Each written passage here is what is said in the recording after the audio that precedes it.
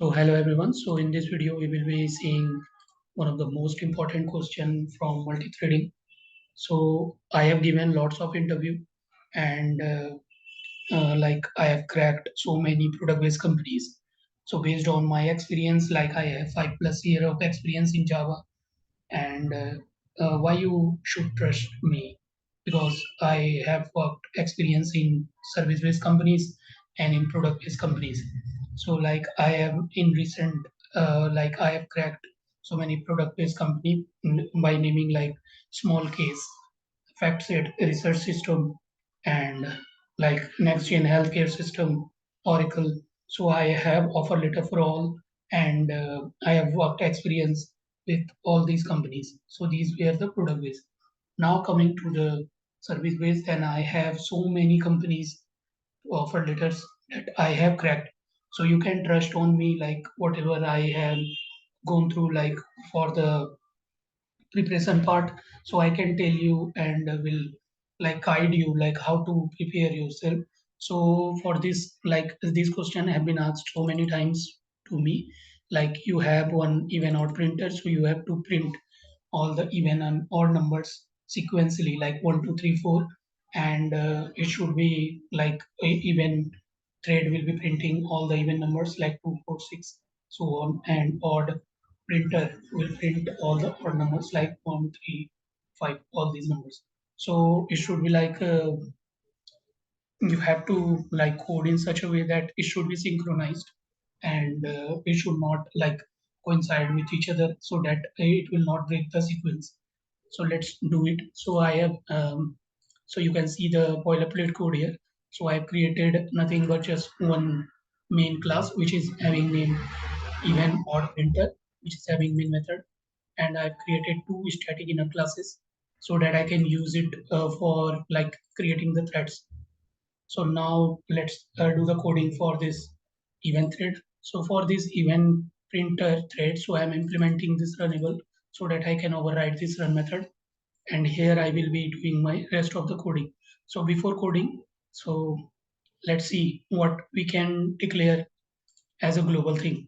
So first we will be needing one maximum number till up to which we have to like print. So let's give it like maximum number constant. So we are creating here the constant. So let's say we want to print up to 100, and let's create another constant. Sorry, let's create another integer. It will be static because we are using the main, which is a static. So we will be creating one static integer here, number, let's say 1. So it will be counting from 1. And for the log, why we are creating, I will discuss. So we will create one log.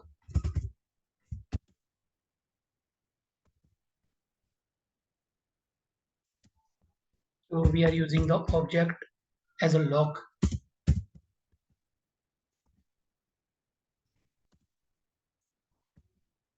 So what we did here is nothing but I have just created one log variable using this object.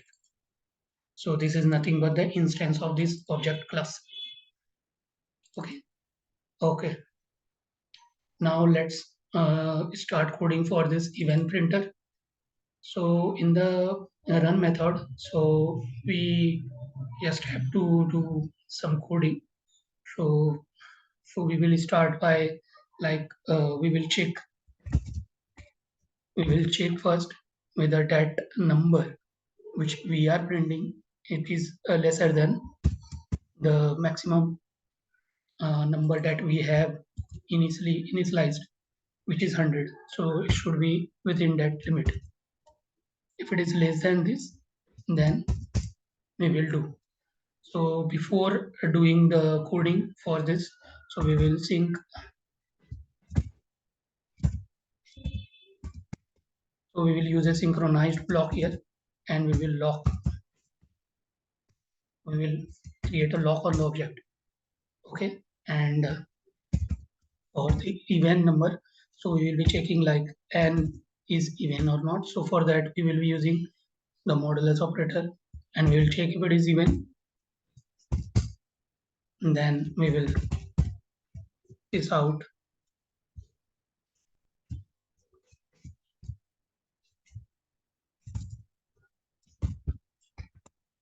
trade dot current trade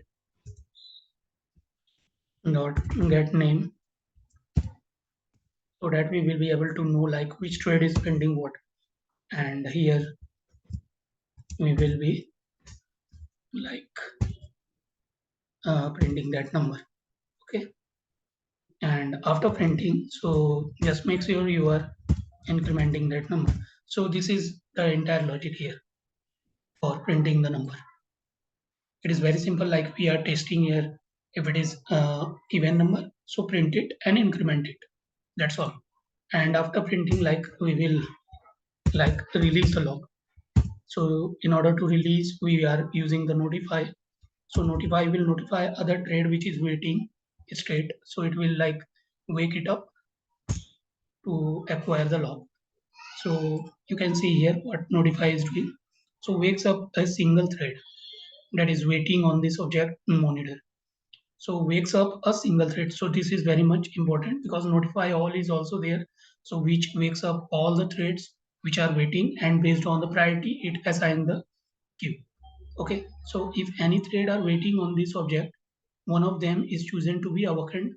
The choice is arbitrary and occur at the discretion of the implementation. Okay. So it will awake the waiting thread and it will assign the lock for that. Yeah, that's all. And so we are almost complete here. If not, then we will,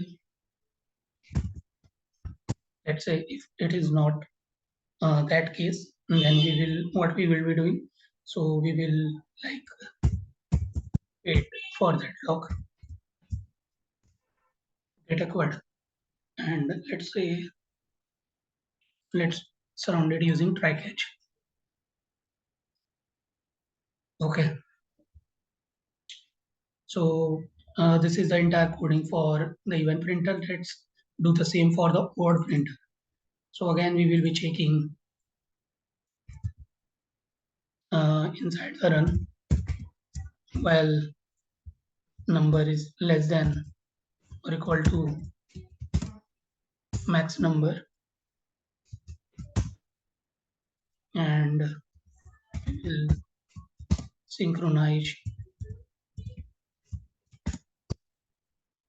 the lock, and we will again check for the odd.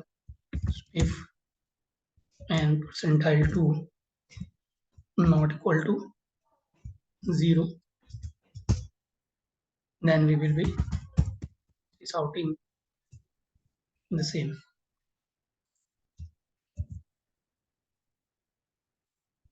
Hope you are getting what I'm trying to make you understand.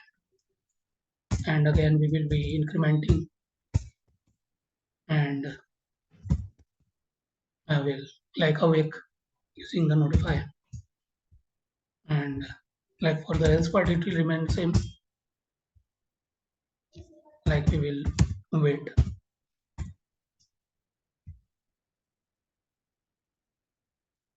So we are waiting here, and we will save it. Okay. So we are done with the even, and we are done with odd. Now let's do the coding for the main class. Sorry, for the main method. So for the main method, so what we have to do, we have to create two different threads. So let's create thread, event thread,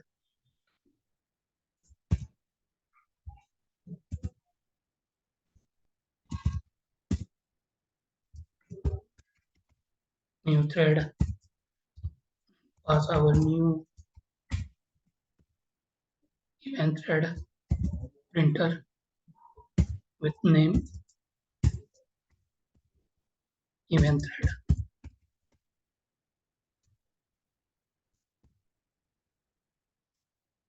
Copy this and now paste it.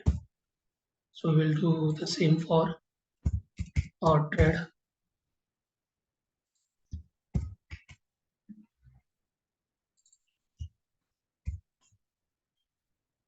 Okay, and here we will like start the even one, and let's start the odd thread also.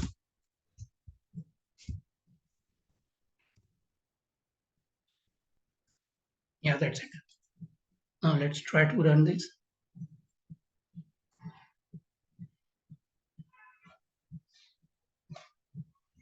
So odd thread printing 1, event 2, odd is printing 3, event 4.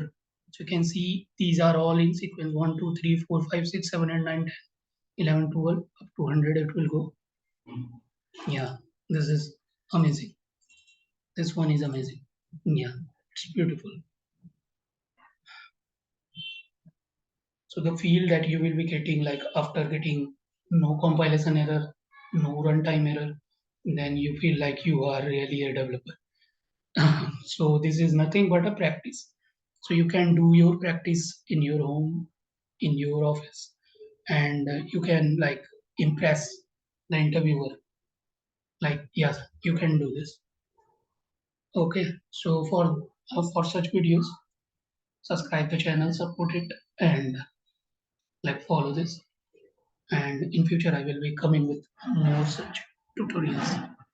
Yeah, thanks. Have a nice day. This is Saurabh.